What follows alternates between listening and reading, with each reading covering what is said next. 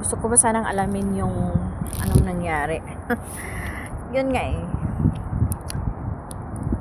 Pero, wag na lang. Uuwi na lang ako. Kasi gutom na ako eh. Tapos, pag uwi ko sa bahay, iniisip ko, ano kayang kakainin ko dun? Diba? Ay, nako, hirap. Hirap naman. Paglutuan lang ako ng kuan.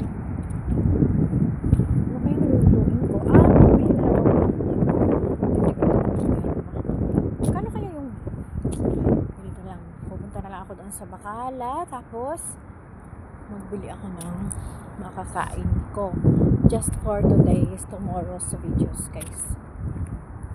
Ay, nako. Ano namang kwenta yung mga lalaki dito, guys? Alam nyo, kapag alam nyo guys, no? Speaking for the truth. Okay? Yung mga, kadalasan sa mga lalaki dito sa labas, tinitira nila yung mga nasa loob ng bahay. Alam nyo ba kung bakit? Bakit nila gustong makipag-jowa sa mga babaeng nasa loob ng bahay? Number one, yung nasa loob ng bahay, minsan lang yan nakalabas guys sa isang buwan. Okay?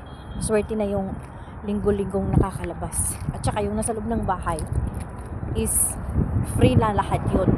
So kung lalabas yung isang babae sa loob ng isang buwan, iniisip nila kapag nagbigay lang sila ng pagkain, kunyari nagbibigay sila ng 10KD, malaking bagay na yun sa mga OFW. Kaya sinasabi ko sa inyo, hindi sila ng mga nasa labas kadalasan, kasi alam nyo, yung nasa labas, alam nila kung ano yung technique yung nandito sa labas. Okay? At saka wag po kayong mag-isip yung mga nasa loob ng bahay nagsasabi na kapit patalim. Okay? Kasi hindi po lahat ng mga nagtrabaho sa labas is kapit patalim, guys. Maraming mga OFW, maraming mga nagtatrabaho sa bahay na nakikipagrelasyon sa ibang lahi. Hindi namin alam kung bakit.